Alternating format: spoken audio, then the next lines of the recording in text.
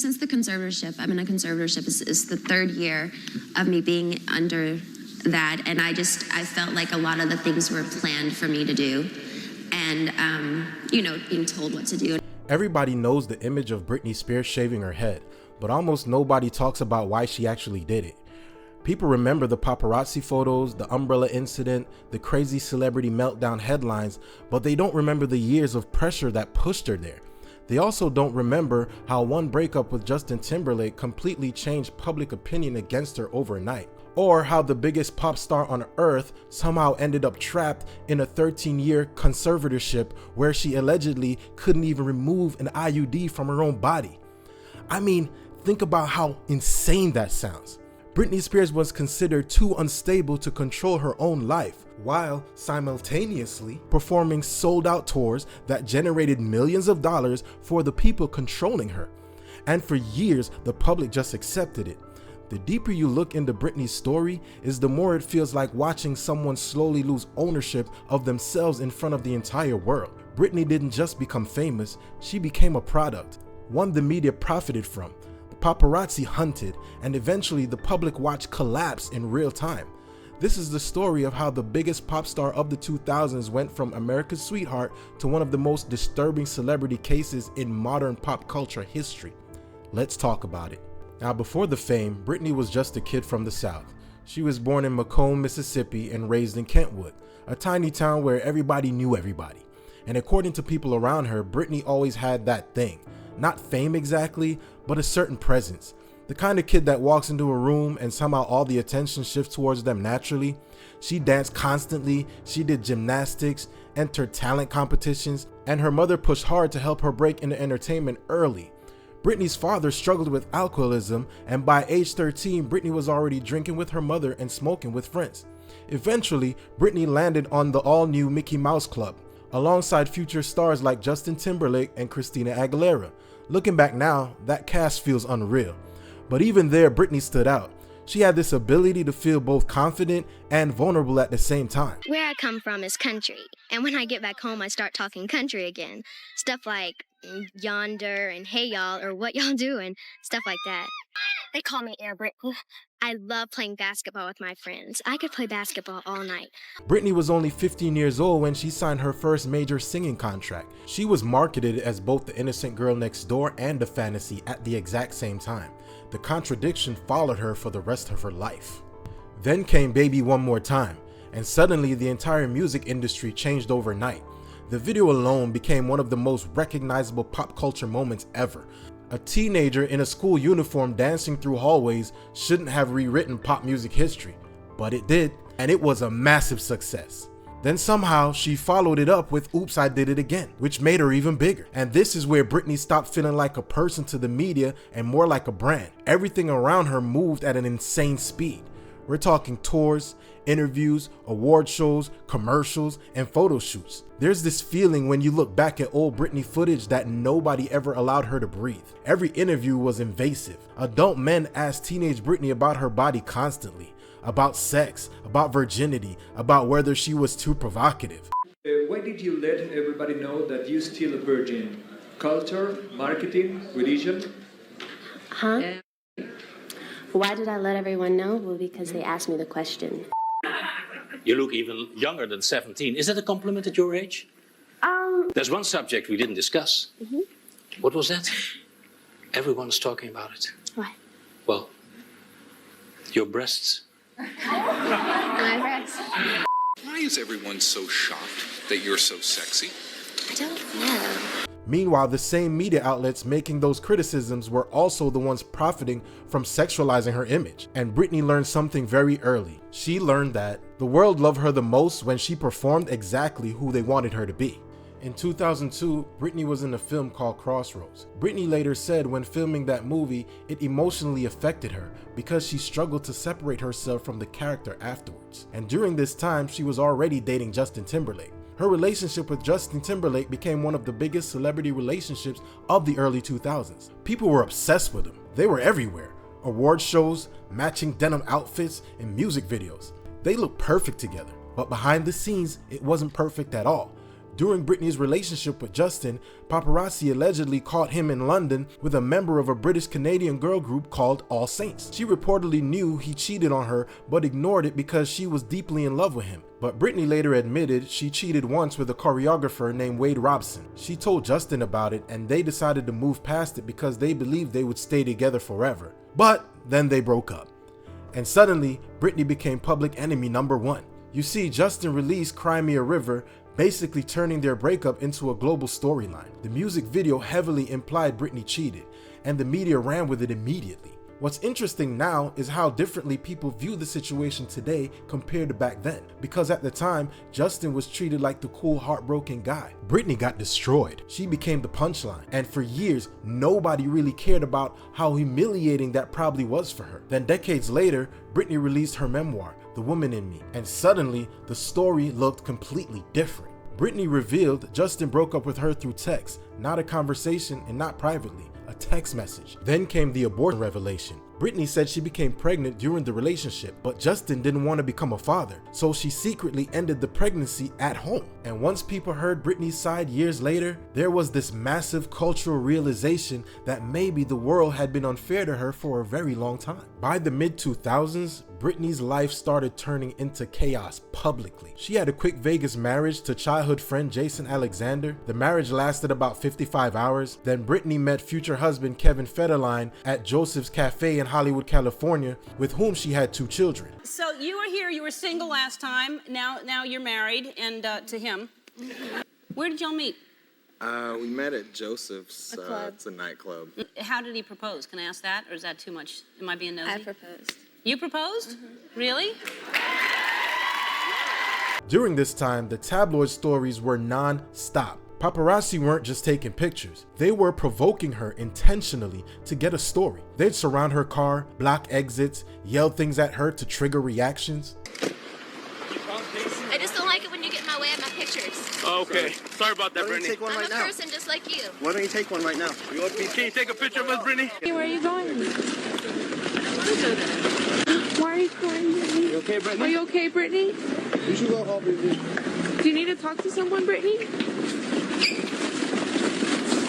Brittany, I love your hat. Can you please go away? And the worse Britney looked emotionally, the more money the photos made. That's the part that feels disturbing now. Because a lot of people weren't documenting her breakdown, they were feeding off it financially. And Britney was trying to navigate motherhood in the middle of all this. Every parenting mistake became international news. When photos surfaced of her driving with her baby in her lap, the backlash was immediate and brutal.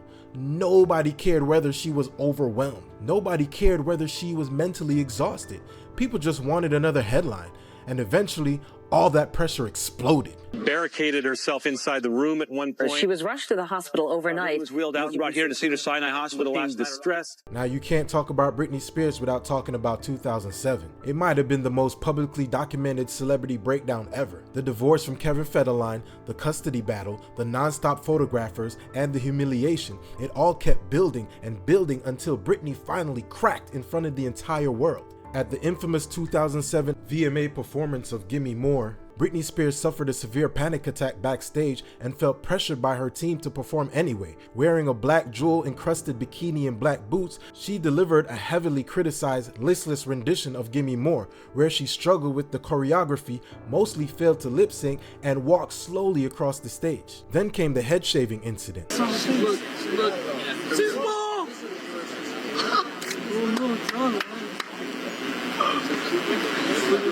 Oh my God! She is completely bald.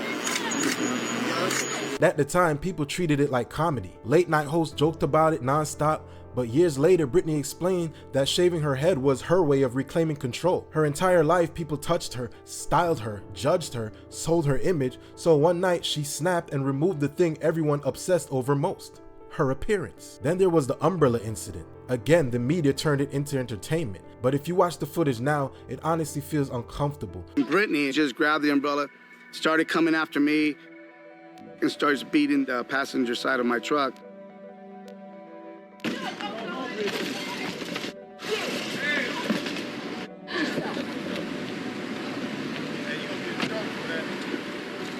That night was not a good night for her.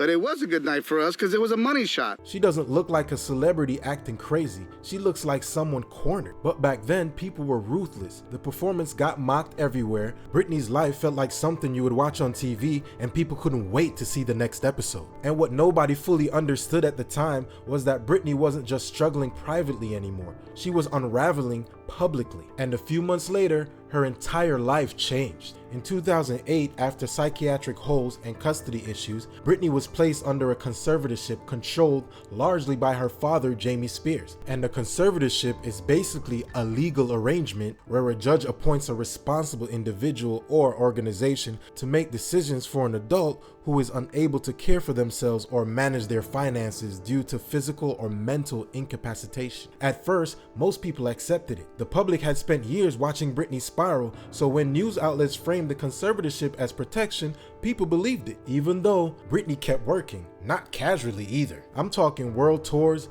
albums, TV appearances, the whole works. She was generating millions of dollars, and fans started asking questions that became impossible to ignore. Like, how can someone be considered mentally incapable of managing their own life while also being capable of performing 2-hour arena shows night after night? That contradiction became the center of the entire #FreeBritney movement. At first, the movement sounded like a conspiracy to outsiders, until fans began reinterpreting Britney's unusual social media posts and dancing videos as possible cries for help rather than signs of instability. Britney would later explain her phone calls, social media, and communications were heavily monitored during her conservatorship. But at that time, fans didn't know that. Fans asked Britney to wear yellow in posts if she needed help, and she later appeared wearing yellow, which many supporters interpreted as a signal.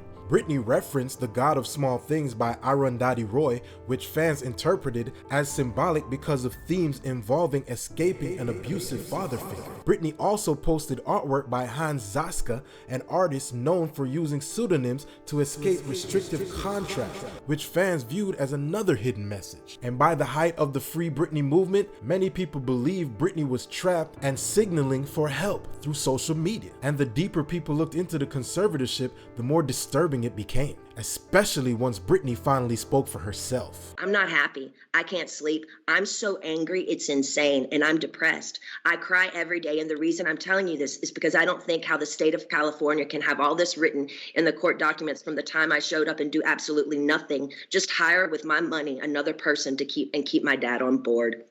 Ma'am, my dad and anyone involved in this conservatorship and my management who played a huge role in punishing at me when I said, no, ma'am, they should be in jail. In June 2021, Britney finally got to address the court directly, and it shocked almost everybody because she didn't sound unstable at all. She sounded like she was trapped. Britney claimed she was forced onto lithium after refusing a Vegas residency. 3 days later, after I said no to Vegas, my therapist sat me down in a room and said he had 1 million phone calls about how I was not cooperating in rehearsals and I haven't been taking my medication. All of this was false. He immediately the next day put me on lithium. And lithium is a very, very strong and completely different medication. You can go mentally impaired if you take too much, if you stay on it longer than 5 months. She said she had no privacy. Her phone was monitored, her bedroom was bugged, security watched her constantly. Then came the revolution that horrified people most. Britney said she wanted another child but wasn't allowed to remove her IUD. I was told right now in the conservatorship I'm not able to get married or have a baby. I have a ID inside of myself right now so I don't get pregnant.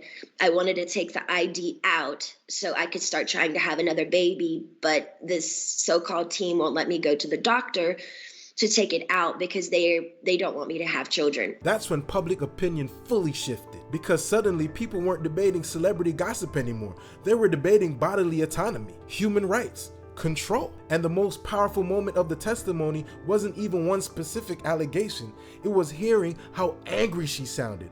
For years, the public mostly saw Britney as fragile, but during the testimony, she sounded furious, like somebody who had spent over a decade trying to scream through soundproof glass. Public support from the Free Britney movement eventually helped Britney regain her freedom at the end of 2021, ending 13 years of conservatorship control. And for a moment, it felt like the story finally had a happy ending. But reality was more complicated than that. Trauma doesn't disappear because paperwork changes. That kind of experience changes people permanently. And in 2026, Britney had a DUI arrest and the body cam footage leaked. it instantly became global headlines again. And for a second, it felt like the culture was about to repeat the same exact cycle from 2007. But something had changed. People reacted differently this time. Instead of turning her pain into a joke, a lot of fans became protective of her. Because now people look at Britney less like a celebrity and more like somebody who survived an incredibly public form of trauma. And the reason why Britney Spears' story still hits people emotionally isn't because she had scandals. Lots of celebrities have scandals. It's because people watch her lose control of her own life in real time, only to later realize how cruel the entire spectacle actually was. Now, if you guys stayed till the end, I really do appreciate it. If you want to support the channel, hit that like, hit that subscribe, and I'll see you on the next one. Peace.